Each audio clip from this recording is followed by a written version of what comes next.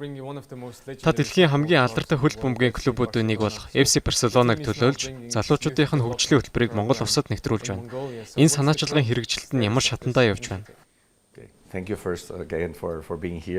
Эхлээд намайг ярилцлагад урьсандаа дахин талархснаа хэлье.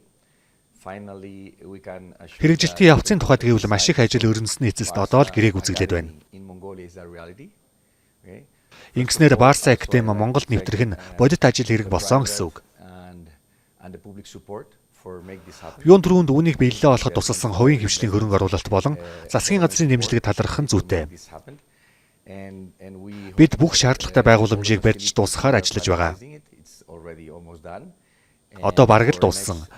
2026 оны дараагийн удирдалд буюу эх зунаас нээлттэй хийж академийн үйл ажиллагааг албан ёсоор эхлүүлэх болно. Монголд хөл бөмбөгийн олон академи бий. Барса Академи нь бусдаас юугаараа ялгарх вэ? Сайхан асуулт байна. Бид Монголын хөл бөмбөгийн клубүүдийг ямагт хүндэлсээр ирсэн. Гэхдээ Барса Академи нь зөвхөн хөл бөмбөгийн академи биш ээ гэдгийг та мэдэж байгаа.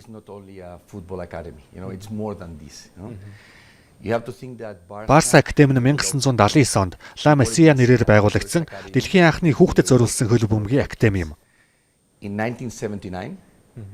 Өнөө хүртэл хуримтлуулсан дурчлагын ачаараар Барселона нь дэлхийн хамгийн том клубүүдийн нэг болсон.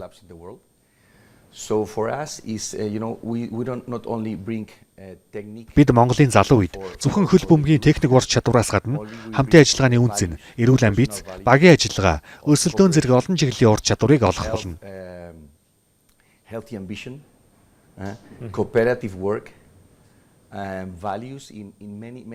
Тэгэхээр Барсагийн үнц нь хөл бөмбөгийн тоглолтоос гадна хувь хүнд бас оршдог. Зөвхөн хөл бөмбөгийн ур чадвар биш, хувь хүний хөгжил гэсэн үг үү? Яг тийм. Бид бас хүүхдүүдийг стратеги боловсруулахад сургадаг. Спортлог амьдралынхаа хүссэн зорилго бүрт хүрч чадна гэсэн сэтгүүтэй хувь хүн бүтээхийг зорж байгаа. Энэ нь мэдээж спортоос эхэлнэ. Барса Академи дэлхийд даяар үйл ажиллагаа явуулдаг. Тэгвэл Монгол улсад энэхүү олон улсын сургалтын аргачлалаа хэрхэн нэвтрүүлэхээр байгаа вэ?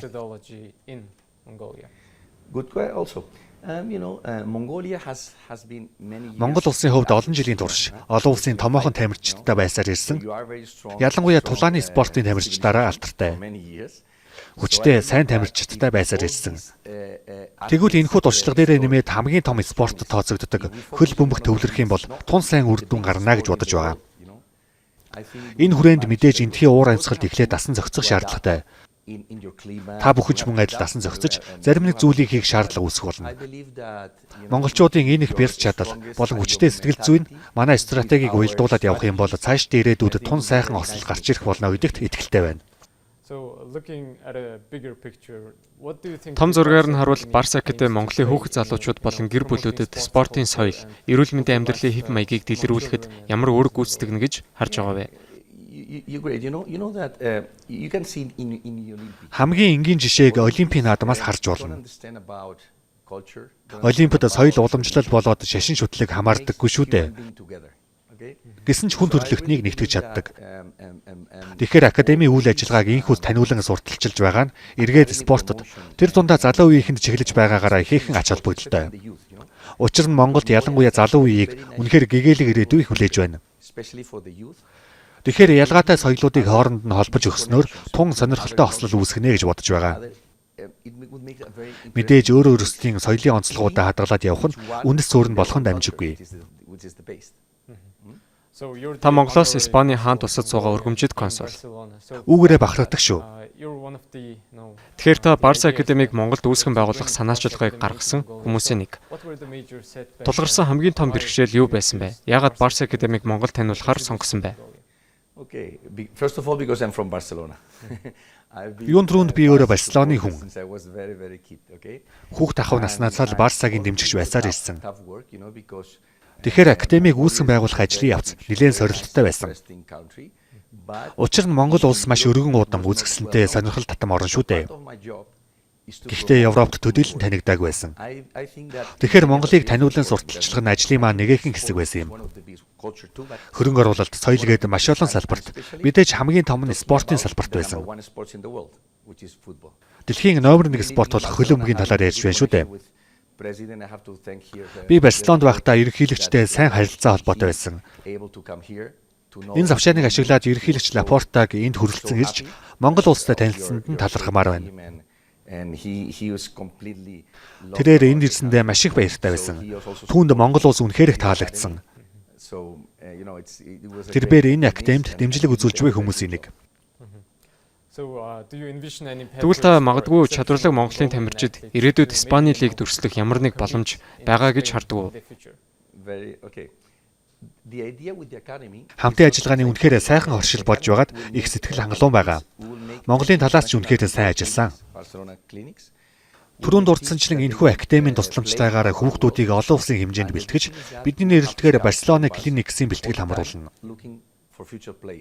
Бид дэлхийд даяар тоглох хөлбөмбөгийн багууд байгуулна. Мөн ирээдүйн шилдэг тоглогчдыг хайж буй Барсагийн скаутуудтай байнга хамтран ажиллах болно. Харилцаа холбоо маш сайн байх болно гэсэн үг. Хэрэг хүүхд өөрөө чадвартай бол Барселонагийн Ла Масиягийн тэмцээнд оролцох маш өндөр боломжтой. Эдгээр олон улсын тэмцээнд оролцох нь спортын тамирчны хувьд маш таатай хэрэг болно. Түүнчлэн цаашлаад мэрэгжлийн хөлбөмбөгч нь ч болох боломжтой. Энэ бол маш том боломж гэж бодож байна. Тэгэхээр цаашид Барса академи зэрэг санаачилгууд Монгол Испанийн соёлын солилцоонд хэрхэн хувь нэмэр оруулна гэж харж байна. Тийм ээ. Өмнө нь дурдсанчлан хөлбөмбөг бол дэлхийд даяар дарахсан спорт. Одоо Монголд залуучууд бүх харваа зэрэг өөрсдийн соёлоос гадна хөлбөмбөгийг ихээр сонирхож байна. Мөн сагсан бөмбөгийн спортыг дурдсан зүйтэй. Монгол тамирчид сагсан бөмбөгт маш сайн. Тиймээс бид ирээдүйд Монголд сагсан бөмбөгийн академи нээх болно. Харин одоогоор хөлбөмбөгт гол анхаарлаа хандуулж байна. Энэ бүхэн хоёр улсын соёлыг хооронд нь холбох гүүр болж чадна гэж хэлэх гээд байна л да. Миний мөрөөдлийн нэг бол Монгол улсыг дэлхийн газрын зураг дээр тодор харуулах. Европын улсууд хүүхд залуучуудад Монгол улсын иргэд маш ийдэг, гайхалтай авиаслаг ард түмэн гэдгийг мэдүүлэхийг хүсдэг гэсэн үг юм. Энэ бол миний ажлын нэг хэсэг. Барса академи болон спортоор дамжуулан бид хоёр улсын харилцааг сайнаар харуулж чадна гэж бодож байна. Эцэст нь асуухад Монгол хэрэгжүүлэхээр төлөвлөж байгаа өөр санаачлагууд байгаа юу? Мэдээж хэрэг байлгүй яах вэ? Бид спортоос гадна өөр салбаруудад гадны хөрөнгө оруулалт татаж байна. Засгийн газрын санаачлагыг хөгжүүлж, тэдгээр дэмжлэг үзүүлэх нь консул бидний үүрэг юм.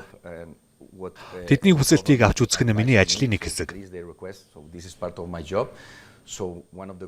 Энэ хүрээнд хөрөнгө оруулалт татаж, соёлын солилцоог эрчимжүүлэх болно. Спорт, соёлын салбарт хамтарч байгаа шигээ их сургуулиуд, боловсролын салбарт хамтрах болно. Энэ бүхнийг бид консулын газар болон Монгол улсын засгийн газартай хамтран хөгжүүлж байна. Энэ бол миний ажлын нэг хэсэг гэж би боддог. Миний хувьд Монголд консулаар ажиллах болсондоо их бахархсан. Тиймээс үүнд зориулж амьдралынхаа хэм маягт ч өөрчлөлт оруулсан. Цаг гаргаа ярилцсанд баярлалаа. Өрсөнд баярлалаа.